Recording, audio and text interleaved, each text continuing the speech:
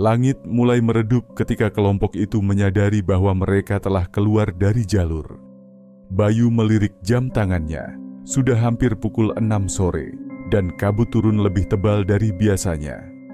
Angin dingin berembus, membawa aroma lembab khas pegunungan. Rintik hujan mulai jatuh, semakin lama semakin deras. "Sial, kita harus cari tempat berteduh," kata Raka sambil mengencangkan tali ranselnya. Mereka adalah kelompok mahasiswa pencinta alam yang berencana mendaki Gunung Lawu selama 2 hari. Tapi entah bagaimana, langkah mereka membawa mereka ke jalur yang tidak mereka kenali. Sita menggigit bibirnya. "Kita nggak mungkin turun sekarang. Jalannya udah licin banget. Kalau tetap di sini, kita bisa kena hipotermia," tambah Tia. Suaranya mulai bergetar. "Apa kita balik ke jalur sebelumnya?" Bayu mencoba mengingat rute yang mereka lewati, tetapi kepalanya terasa kosong. Seolah-olah setiap belokan, setiap pohon, setiap batu yang mereka lewati, perlahan memudar dari ingatannya. Dan anehnya, tidak ada seorang pun dari mereka yang bisa mengingat kapan tepatnya mereka tersesat. Hujan semakin deras. Mereka terus berjalan menuruni jalur sempit, berharap menemukan tempat berlindung. Lalu, di kejauhan, di balik pepohonan yang samar tertutup kabut, mereka melihatnya. Cahaya, bukan cahaya senter atau lampu pendaki lain, tapi nyala kuning redup seperti lampu minyak atau obor. "Lihat itu," seru Tia dengan suara penuh harapan. Raka mengernyit. Sejak kapan ada pemukiman di jalur ini? Mungkin base camp atau pos penjaga. Sita mencoba bersikap logis, meski nada suaranya mengandung keraguan. Bayu tidak menjawab. Hatinya mencelos saat menyadari sesuatu yang janggal. Cahaya itu tidak diam di satu tempat. Itu bergerak, seolah ada seseorang yang berjalan sambil membawa lentera. Namun langkah mereka terlalu senyap. Tidak ada suara ranting patah, tidak ada suara kaki menginjak tanah basah. Hanya cahaya yang bergerak perlahan di tengah kabut, seolah-olah bukan milik sesuatu yang benar-benar ada. Mereka mengikuti cahaya itu, melangkah semakin dalam ke dalam kabut. Setelah beberapa menit, pepohonan di sekitar mereka mulai menipis, membuka jalan ke sebuah pemukiman kecil yang tersembunyi di lereng gunung. Sebuah desa, rumah-rumah kayu berjejer rapi, sebagian atapnya ditumbuhi lumut. Beberapa jendela masih menyala oleh cahaya lampu minyak. Namun tidak ada satupun suara yang terdengar dari dalam. Tidak ada tanda kehidupan, tidak ada suara orang berbicara, tidak ada anjing menggonggong. Hanya sunyi, terlalu sunyi. Bayu menelan ludah. Kenapa aku merasa desa ini salah? Sita merapatkan jaketnya. Mungkin karena kita kecapekan. Ayo cari rumah yang bisa kita singgahi sebentar. Mereka berjalan masuk ke tengah desa. Langkah kaki mereka satu-satunya suara yang terdengar. Lalu, tanpa peringatan, ding! Suara lonceng kecil berdenting di udara. Suara yang lembut namun menusuk ke dalam kepala mereka. Dan tiba-tiba, Sita berhenti berjalan. Tubuhnya menegang, matanya membelalak. Aku merasa kita pernah ke sini sebelumnya." Bayu merinding. "Apa maksudmu? Ini pertama kalinya kita tersesat, kan?" Sita menggeleng pelan. "Aku nggak tahu. Aku cuma merasa desa ini pernah ada di dalam mimpi burukku." Raka dan Tia saling berpandangan, kebingungan sekaligus waspada. Sementara itu, Bayu mulai menyadari sesuatu yang jauh lebih mengerikan. Sejak mereka tiba di desa ini, hujan telah berhenti. Kabut masih menyelimuti tanah, tetapi tidak ada lagi suara rintik hujan. Tidak ada air yang menetes dari daun. Tidak ada tanah becek di bawah kaki mereka. Seolah-olah mereka telah melangkah ke tempat lain, ke sebuah tempat yang tidak seharusnya ada, dan mereka baru saja menyadarinya. Mereka berdiri diam di tengah desa, masih mencoba memahami situasi yang terasa semakin janggal. Hujan telah berhenti tanpa mereka sadari. Kabut tebal masih menggantung di antara rumah-rumah tua, menyelimuti desa dalam suasana yang terasa tak nyata. "Apa kita benar-benar harus di sini?" tanya Raka dengan suara pelan. Tia mengusap lengannya yang merinding. "Kalau kita terus di luar kita bisa sakit. Lebih baik cari rumah yang bisa kita masuki sebentar." Mereka akhirnya memilih rumah kayu di dekat lapangan desa. Pintu rumah itu sedikit terbuka, seolah memang menunggu mereka masuk. Namun sebelum mereka melangkah lebih jauh, Bayu melihat sesuatu. Di jendela rumah itu, di balik tirai yang sedikit tersingkap, ada sepasang mata yang mengawasi mereka. Mata itu tidak berkedip, tidak bergerak, hanya menatap lurus ke arah mereka dengan sorot yang kosong. Bayu menahan napas ketika ia mencoba memberi isyarat kepada yang lain. Mata itu menghilang. Tirai menutup perlahan, seolah tidak pernah terbuka sebelumnya. Meski merasa tidak nyaman, mereka akhirnya masuk ke rumah itu. Interiornya sederhana. Ruang tamu dengan meja kayu tua, beberapa kursi, dan lampu minyak yang masih menyala. Tidak ada tanda kehidupan, tetapi rumah ini juga tidak terlihat seperti sudah ditinggalkan terlalu lama. Sita menyentuh meja dan mengamati debu yang tipis di permukaannya. Sepertinya ada orang yang tinggal di sini. Raka menghela napas lega. Kalau begitu, kita bisa minta bantuan besok pagi. Untuk sekarang, kita istirahat dulu. Namun Bayu tetap diam. Ia masih teringat mata yang ia lihat tadi. Ia melirik ke jendela tempat sosok itu mengintip. Jantungnya mencelos. Jendela itu tertutup rapat. Tapi yang membuatnya lebih ngeri, jendela itu tidak memiliki tirai. Malam semakin larut. Setelah makan makanan darurat yang mereka bawa, mereka akhirnya berusaha tidur di lantai ruang tamu. Tia adalah yang pertama terlelap, diikuti oleh Raka dan Sita. Namun Bayu tidak bisa tidur. Ada sesuatu yang mengganggu pikirannya. Rasa gelisah yang ia sendiri tidak mengerti. Sampai akhirnya di antara kesunyian malam, ia mendengar sesuatu. Bisikan, pelan, jauh, tetapi jelas terdengar di telinganya. "Kenapa kalian kembali?" Bayu membuka matanya lebar-lebar. Bisikan itu terdengar lagi, lebih dekat. "Kalian tidak seharusnya di sini." Bayu duduk tegak, matanya mencari sumber suara. Semua orang masih tertidur. Tidak ada siapa-siapa di dalam rumah selain mereka. Tapi bisikan itu tidak berhenti. "Pergilah sebelum dia datang." Jantungnya berdegup kencang. Ia menoleh ke jendela. Dan saat itulah ia melihatnya lagi. Sosok tanpa wajah, berdiri tepat di luar jendela, diam dalam kegelapan. Namun kali ini sosok itu tidak sendiri. Di belakangnya, bayangan-bayangan lain mulai bermunculan, berdiri diam di antara kabut, mengawasi rumah tempat mereka menginap. Dan mereka semakin banyak. Bayu tidak bisa mengalihkan pandangannya dari jendela. Di balik kaca yang buram, sosok-sosok itu masih berdiri diam dalam kabut. Mereka tak bergerak, hanya mengawasi dengan keheningan yang mencekam. Dan pria tanpa wajah ada di tengah mereka. Bayu merasakan dadanya sesak, napasnya tersengal. Sesuatu dalam dirinya mengatakan ini bukan pertama kalinya ia melihat mereka. Tapi ingatannya terasa kabur, seperti ada sesuatu yang menghalanginya untuk mengingat. Lalu, di tengah keheningan yang mencekik, ding! Suara lonceng berdenting di udara. Tidak ada sumber suara yang jelas. Tidak ada lonceng di luar. Tapi suara itu menggema di dalam kepala Bayu, lembut tetapi menusuk, seolah membangkitkan sesuatu yang telah lama terkubur dalam pikirannya. Ding! Matanya melebar, sosok-sosok di luar jendela mulai bergerak. Perlahan, nyaris tidak terlihat tetapi pasti. Mereka semakin dekat. Bayu ingin berteriak, tetapi suaranya tertahan di tenggorokan. Ding! Suara lonceng berdentang lagi, dan tiba-tiba kepalanya terasa berat. Dunia di sekelilingnya berputar, pandangannya mengabur. Sebelum semuanya menjadi gelap, ia mendengar bisikan yang sama seperti tadi malam. "Kenapa kalian kembali?" Bayu terbangun dengan napas tersengal. Sita, Raka, dan Tia masih tertidur di sekelilingnya. Cahaya samar dari lampu minyak masih menerangi ruangan. Tidak ada tanda-tanda sosok di luar jendela. Tidak ada suara lonceng.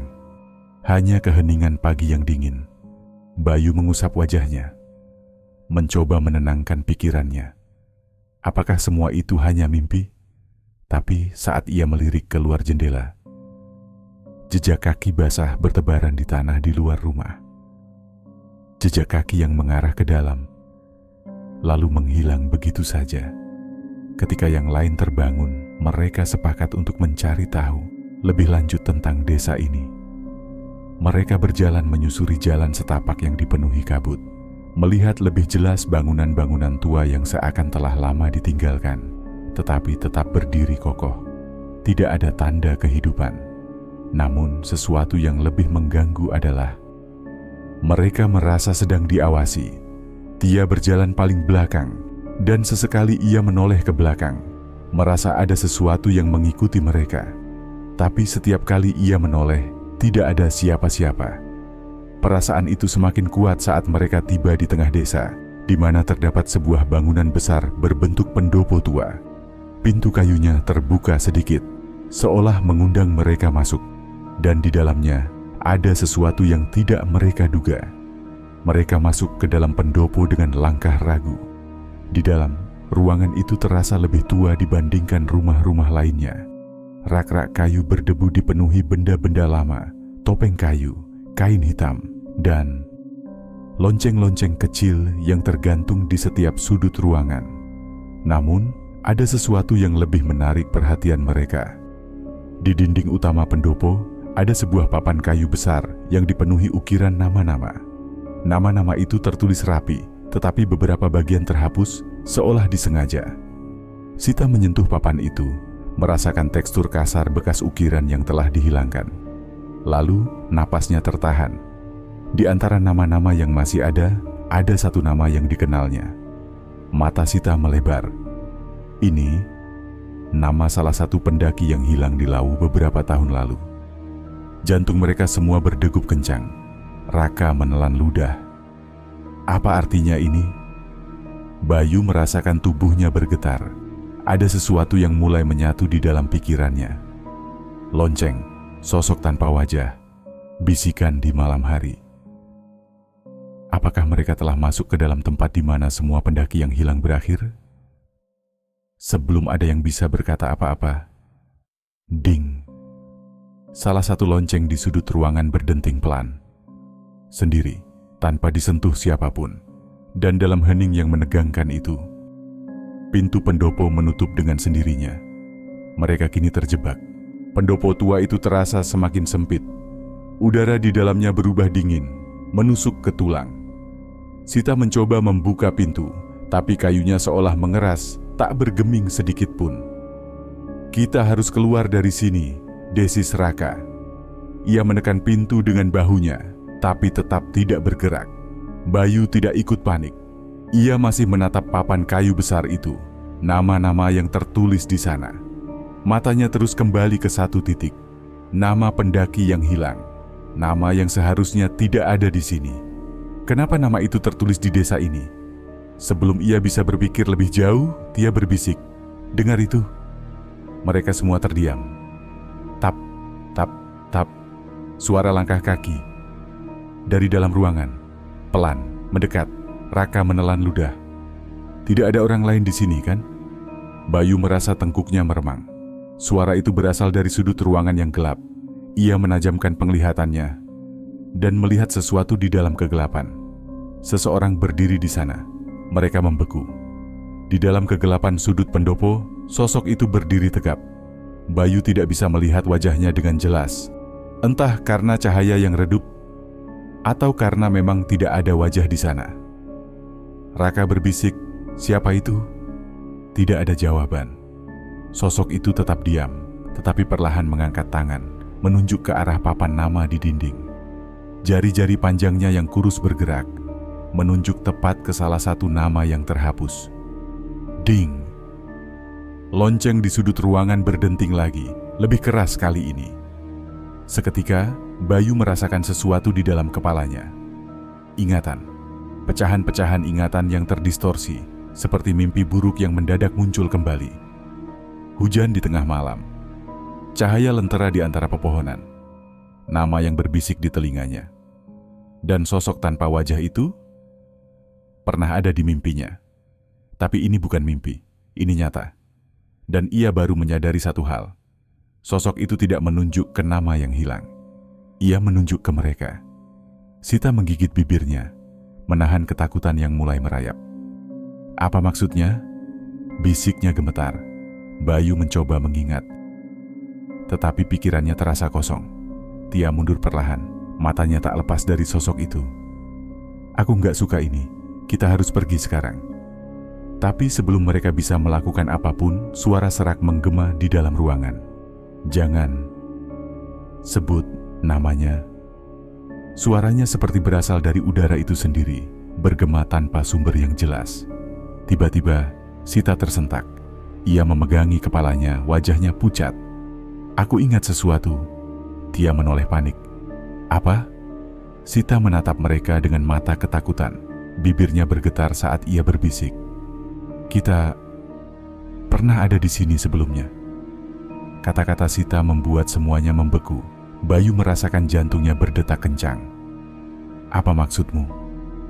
Sita menutup matanya erat-erat, seolah ada sesuatu yang menyakitkan di dalam kepalanya. Aku nggak tahu, tapi aku ingat tempat ini. Aku ingat suara lonceng itu. Aku ingat. Matanya terbuka lebar, seolah baru menyadari sesuatu yang mengerikan. Aku ingat kalau kita pernah mati di sini. Ding.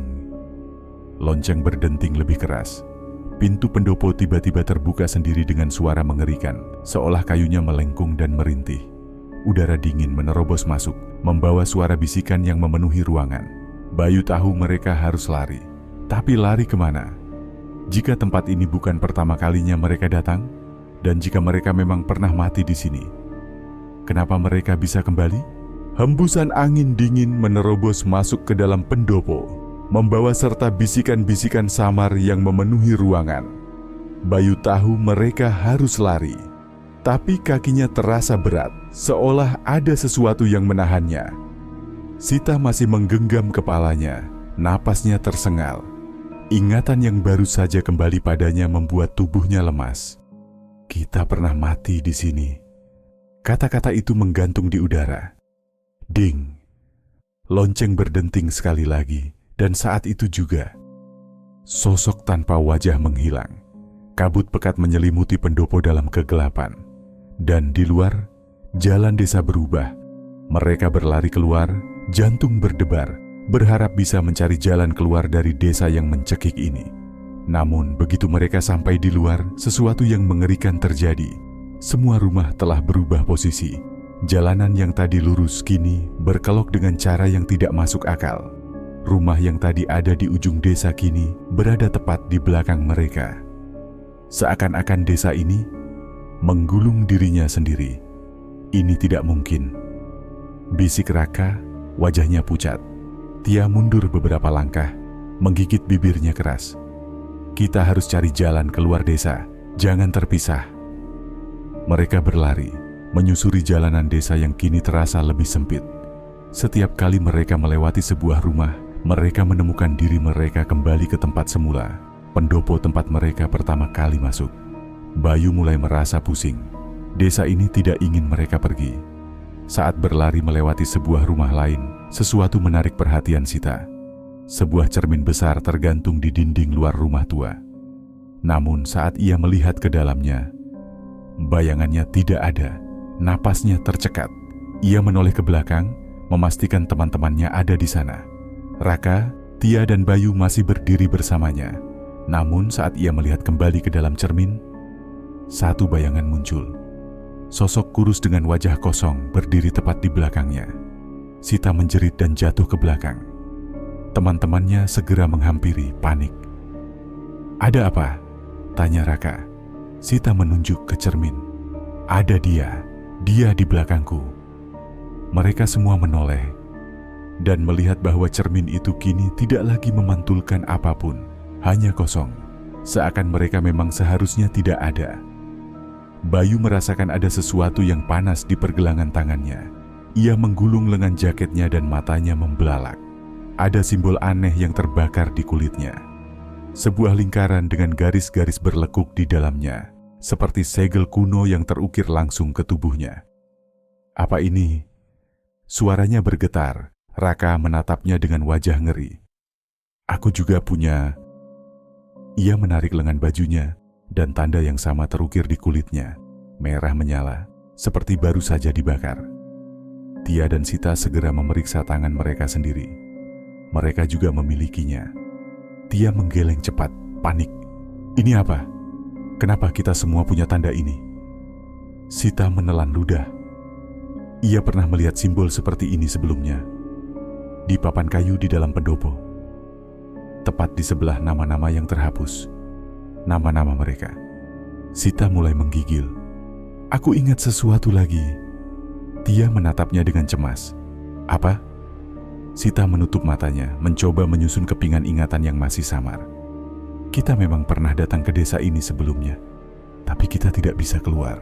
Kita terus kembali ke tempat yang sama. Dan pada akhirnya, ia menelan ludah. Kita semua mati di sini. Bayu merasakan kepalanya berdenyut keras.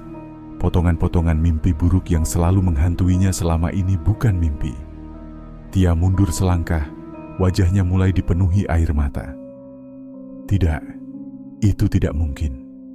Tapi jauh di dalam lubuk hatinya, ia tahu bahwa kata-kata Sita terdengar terlalu benar untuk ditolak. Mereka telah mati di desa ini, dan untuk alasan yang tidak mereka pahami, mereka kembali. Ding! Dari kejauhan, lonceng itu kembali berdenting. Sekali, lalu dua kali, lalu lebih banyak lagi, seperti suara kematian yang memanggil mereka kembali. Dan di balik kabut yang semakin menebal, sosok-sosok mulai bermunculan. Diameter tidak bergerak, menunggu mereka menyadari kenapa mereka masih ada di sini, kenapa mereka tidak bisa pergi, dan yang paling penting, siapa sebenarnya mereka. Lonceng terus berdenting, semakin keras, menggema di seluruh desa. Bayu menekan kedua telinganya.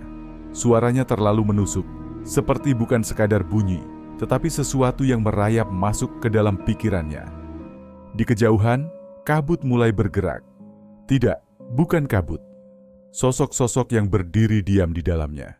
Mereka bukan manusia. Atau mungkin, mereka pernah menjadi manusia. Sita menggenggam lengan Tia erat-erat. Napasnya memburu. Kita harus pergi sekarang. Raka menoleh ke segala arah, mencari jalan keluar, tapi semuanya terlihat sama. Seolah desa ini terus berubah setiap mereka bergerak. Bayu mengerang, mencengkeram kepalanya. Ada sesuatu yang berusaha masuk ke dalam pikirannya. Ingatan, bukan miliknya. Bukan milik teman-temannya. Ingatan desa ini. Ia melihat sesuatu di dalam pikirannya. Seseorang berlari di tengah hujan, napasnya terengah-engah. Mereka pernah berada di sini. Lalu terdengar suara lonceng. Satu dentingan, dua dentingan, semakin lama semakin keras. Orang itu jatuh ke tanah, berusaha bangkit, tapi bayangan hitam merayap dari dalam kabut. Sosok tanpa wajah muncul dari dalam kegelapan. Tangan panjangnya menggapai, menarik orang itu ke dalam tanah. Dan saat Bayu melihat wajah orang itu dirinya sendiri. Bayu tersentak mundur, kembali ke realitas. Ia tersengal-sengal, keringat dingin mengalir di pelipisnya. Tia menatapnya khawatir. Kau kenapa? Bayu menggeleng, matanya melebar. Aku baru saja melihat diriku sendiri, mati di sini. Sita menggigit bibirnya, berusaha mengatur napasnya yang tidak karuan. Bayu benar. Kita memang sudah mati di desa ini. Kita tidak pernah pergi dari sini. Raka menggeleng cepat. Tidak mungkin. Kita datang ke sini karena tersesat dalam badai. Kita masih hidup. Tapi kata-katanya terdengar kosong. Tia menutup mulutnya, mencoba menahan tangis. Jadi, kita apa? Hantu? Bayu menggeleng lemah. Aku tidak tahu, tapi aku merasa kita tidak sepenuhnya mati. Kita hanya terjebak. Mereka terdiam. Suara lonceng berhenti, dan dalam keheningan itu, suara lain muncul. Seseorang berbisik di belakang mereka. Jangan cari jalan keluar. Mereka menoleh serempak. Di belakang mereka hanya ada jalan setapak yang menuju ke dalam kabut. Tidak ada yang tahu kapan jalan itu muncul. Tia menelan ludah. Itu jalan keluar? Sita menggeleng cepat. Bukan, itu jebakan.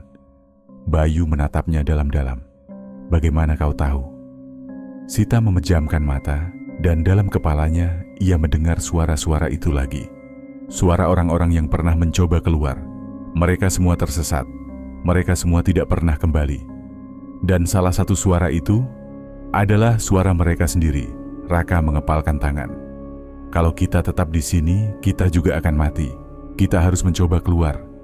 Bayu menatap jalan setapak itu. Hatinya berdebar kencang. Bagaimana kalau kita memang tidak bisa pergi? Sita menahan napas. Bagaimana kalau kita sudah mencobanya sebelumnya? Semua terdiam. Tia memegang dadanya merasa mual. Kalau begitu, apa yang harus kita lakukan? Angin berembus pelan, membawa suara bisikan yang makin jelas. Jangan, cari jalan keluar. Dan di balik kabut yang menggulung, sosok tanpa wajah menunggu mereka. Kabut menebal. Udara menjadi berat, seakan-akan desa ini mulai menekan mereka dari segala arah. Sosok tanpa wajah berdiri di tengah jalan. Tidak bergerak, tidak bersuara. Tetapi mereka tahu, ia menunggu sesuatu. Bayu menggenggam tangannya erat, mencoba menenangkan detak jantungnya yang semakin liar. Tia menatap sosok itu dengan tubuh gemetar. Kenapa dia selalu muncul setiap kali kita mulai ingat sesuatu? Sita menggeleng. Mungkin karena kita mulai menyadari kebenaran. Raka mengepalkan tangan. Aku tidak peduli, kita harus keluar dari sini. Dan tanpa berpikir panjang, ia melangkah maju.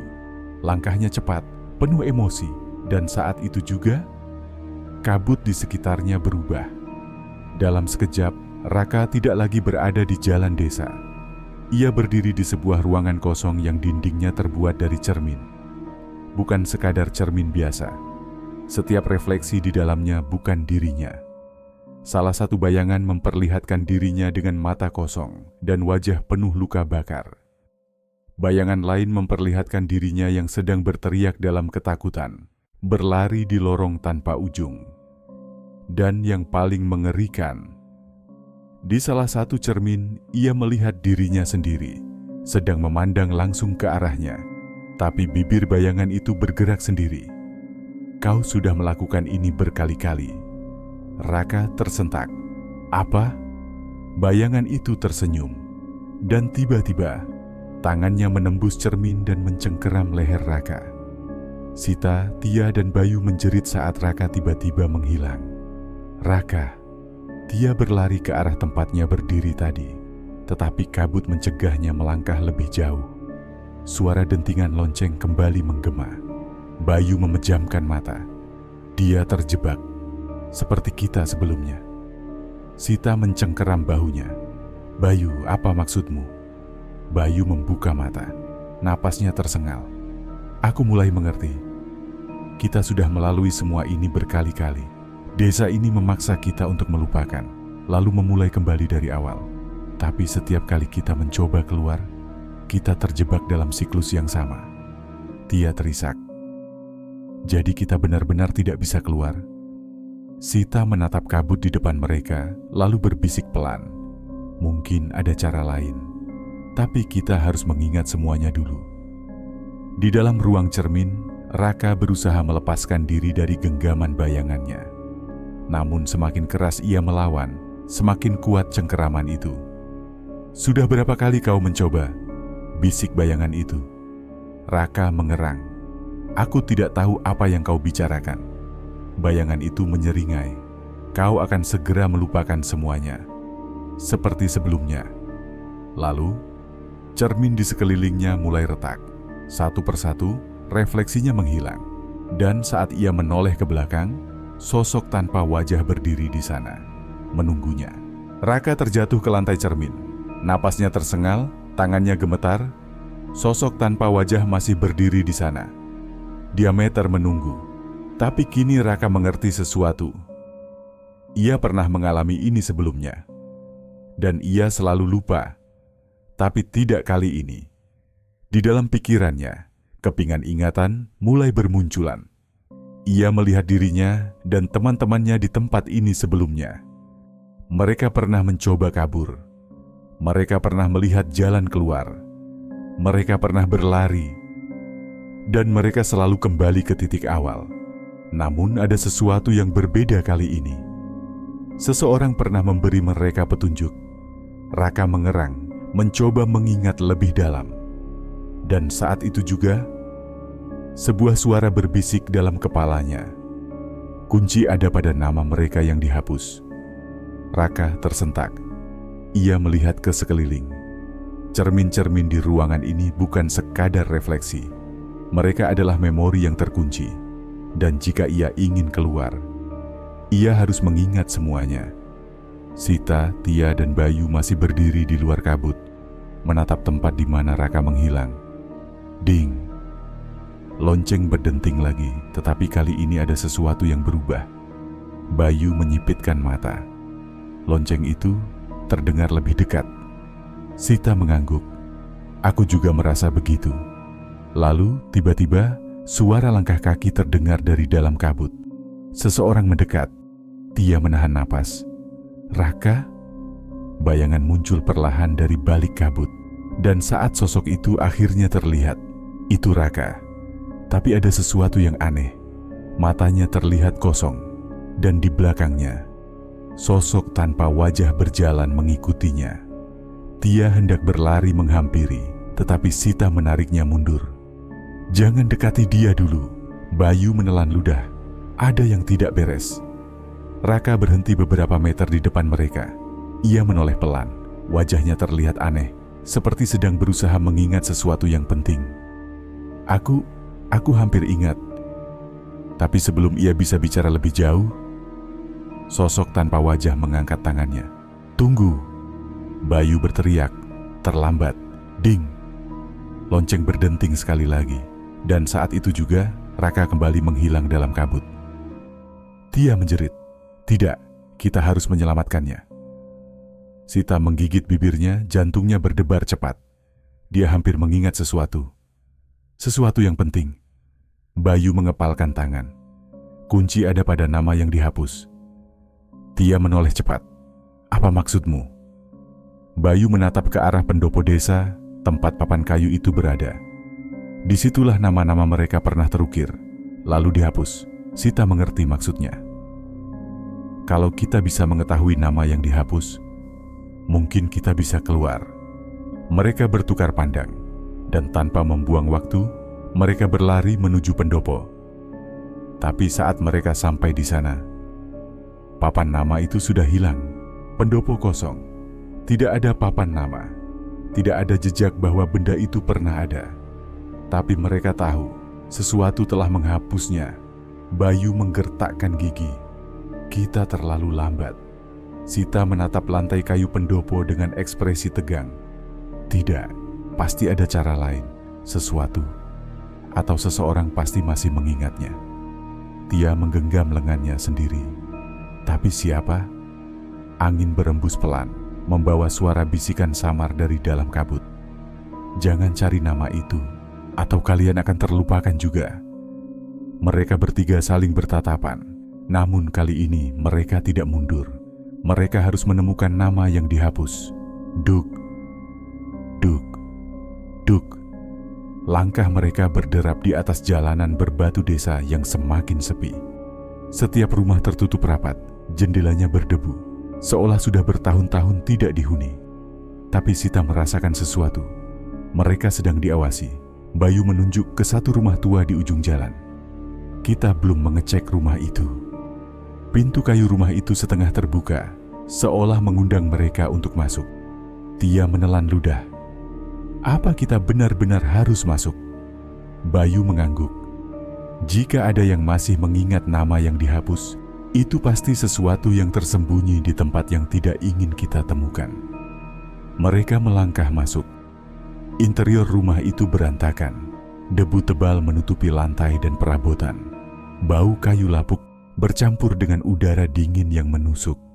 Tapi yang paling aneh, dinding rumah ini penuh dengan coretan nama-nama yang telah dicoret hingga nyaris tak terbaca. Tia mundur selangkah. Ini seperti kuburan nama.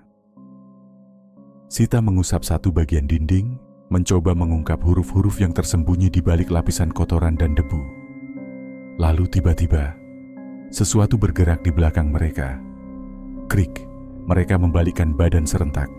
Di sudut ruangan di atas kursi reot, duduk seorang nenek tua yang entah sejak kapan ada di sana. Matanya kosong, kulitnya keriput dan pucat seperti lilin yang meleleh. Bayu menelan ludah.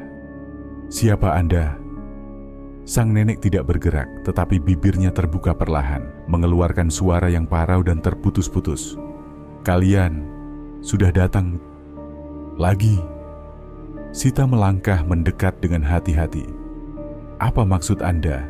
Lagi?" Sang nenek berkedip lambat, matanya kosong seperti melihat ke sesuatu yang tak bisa dijangkau oleh mereka. "Nama yang kalian cari sudah terkubur lama. Seperti yang lainnya." Tia menggenggam lengannya sendiri, merasa ada sesuatu yang bergerak di dalam dadanya.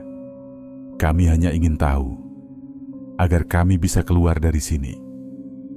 Sang nenek tersenyum tipis, dan saat itu juga Bayu merasa ada sesuatu yang aneh. Senyum itu bukan milik manusia. Sang nenek tiba-tiba bergerak.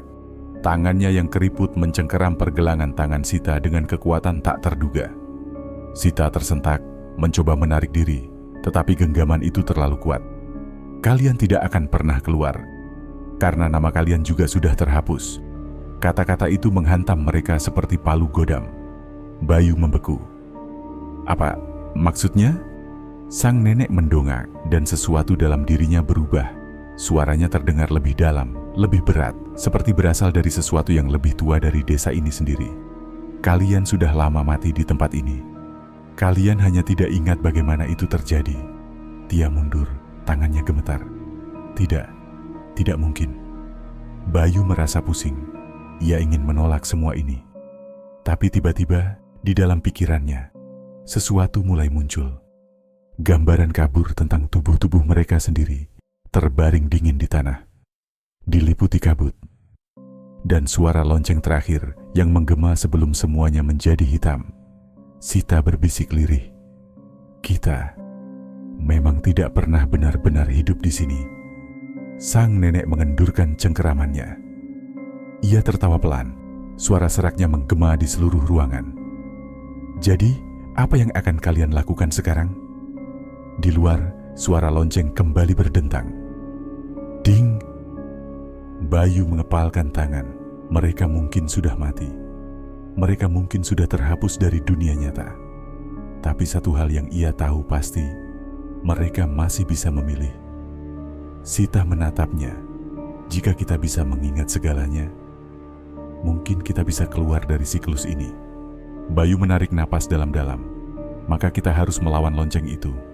Tapi, bagaimana caranya?" Di luar jendela, kabut semakin menebal, dan di tengah-tengahnya, sosok tanpa wajah kembali muncul, menunggu mereka. Ding! Ding! Ding! Lonceng terus berdentang, menggema di seluruh desa yang kini hampir tertelan kabut sepenuhnya. Bayu, Sita, Tia, dan Raka berdiri di tengah pendopo, menatap nama-nama yang hampir lenyap dari lantai kayu. Mereka tahu, jika nama mereka hilang, mereka juga akan hilang. Sita dengan cepat mencelupkan ujung robekan bajunya ke luka kecil di tangannya. Dengan darahnya sendiri, ia menulis namanya kembali di lantai. Sita. Dunia seolah berguncang. Ingatannya mulai kembali. Wajah ibunya, suara tawa teman-temannya, langit biru yang cerah. Melihat itu, Tia dan Bayu melakukan hal yang sama.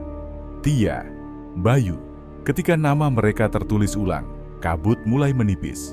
Mereka bisa merasakan tubuh mereka menjadi lebih nyata. Tapi kemudian mereka menyadari sesuatu. Raka. Namanya hampir pudar sepenuhnya. Huruf-hurufnya hanya berupa bayangan samar. Sebuah suara terdengar dari belakang mereka. "Lalu, siapa aku?" Mereka berbalik dan melihat Raka berdiri di antara kabut. Matanya kosong. Wajahnya samar, hampir tak bisa dikenali. Bayu merasakan kepanikan merayap dalam dirinya. Mereka bisa menulis ulang nama mereka sendiri karena mereka masih mengingat siapa diri mereka. Tapi tidak ada yang mengingat Raka sepenuhnya. Sita terisak, tangannya gemetar. Kita bisa menulis namamu lagi. Kita bisa mengingatmu lagi. Sosok itu menundukkan kepala. Kalian sudah berusaha. Ia menatap mereka dengan senyuman kecil. Tapi aku sudah terlalu lama di sini. Bayu menggeleng cepat. Tidak, jangan bilang begitu. Kita bisa. Tapi sebelum mereka bisa melakukan sesuatu, sosok itu mulai memudar, larut ke dalam kabut. Dan sebelum ia benar-benar hilang, ia berbisik, "Keluar dari sini, jangan lupakan aku." Seketika, kabut tersapu. Mereka merasa tubuh mereka menjadi berat kembali, seolah ditarik kembali ke dunia nyata. Mata mereka terpejam, dan saat mereka membukanya kembali, mereka terbaring di jalur pendakian Gunung Lawu. Tubuh mereka basah oleh hujan. Tia menoleh, menghirup udara dalam-dalam.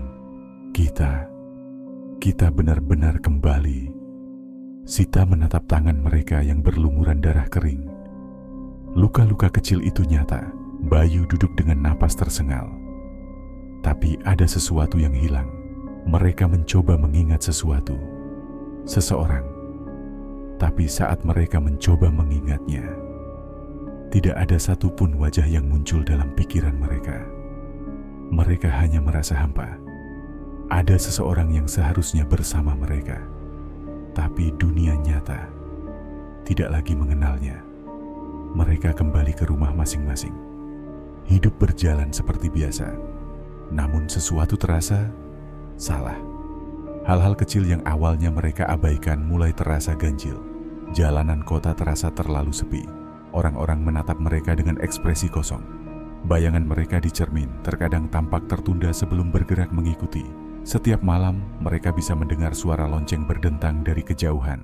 Ding, ding, ding. Awalnya mereka mengira hanya masih trauma dari pengalaman di desa itu. Tapi semakin lama, perasaan ganjil itu semakin nyata. Suatu malam Bayu mengetuk pintu rumah Sita dengan ekspresi panik. "Kau juga merasakannya kan?" tanyanya. Sita menatapnya dengan tatapan lelah. "Ya, aku tidak bisa menghilangkan perasaan ini. Seperti kita masih terjebak." Tia datang tak lama kemudian. Aku mencoba mencari berita tentang pendakian Gunung Lawu saat itu. Tapi anehnya, tidak ada satupun informasi tentang kita. Seolah-olah kita tidak pernah pergi ke sana. Mereka bertiga saling berpandangan. Rasa takut mulai menyelimuti mereka. Lalu Bayu berbisik, "Apa kita benar-benar kembali?" Di luar jendela, kabut tipis mulai menyelimuti jalan. Dan di kejauhan, di bawah cahaya redup lampu jalanan, sesosok pria berdiri diam. Matanya kosong. Wajahnya samar, hampir tak bisa dikenali. Bayu, Sita, dan Tia menahan napas. Karena meskipun mereka tidak mengingat namanya, mereka tahu siapa dia.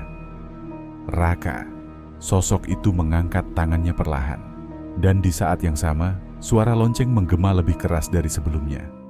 Ding, ding, ding. Mereka menyadari sesuatu yang mengerikan. Mereka tidak pernah benar-benar kembali. Desa itu masih menjebak mereka. Hanya saja, desa itu telah berubah wajah agar mereka tidak menyadarinya. Terima kasih telah menonton video ini. Jangan lupa untuk like, komen, dan subscribe, serta nyalakan notifikasi agar tidak ketinggalan video-video selanjutnya.